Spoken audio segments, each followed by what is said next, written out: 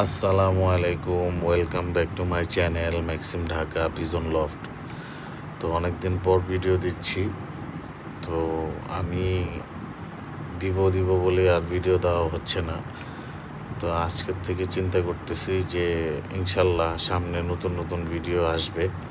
তো নতুন বাচ্চা কাচ্চা ছাদে এখন খাঁচা ভরে গেছে ইনশাল্লাহ। বাচ্চাগুলো সেট করতেছি, এগুলো একটা করে ভিডিও পাবেন। তো ছাদের অবস্থা একেবারে নাজেরহাল, এই কারণে ছাদে উঠে মেজাজটাই গরম হয়ে গেছে। কারণ আমার ছাদে যে ক্লিন করতো সে অনেক অসুস্থ, তাই আমি সাথে নিচে ফোন দিলাম আমার বাহিনীকে। রিফাত, আলিফ, খলিল, সাগর, এরা সবাই আমার মেশিনপত্র সব কিছু নিয়ে চলে আসলো।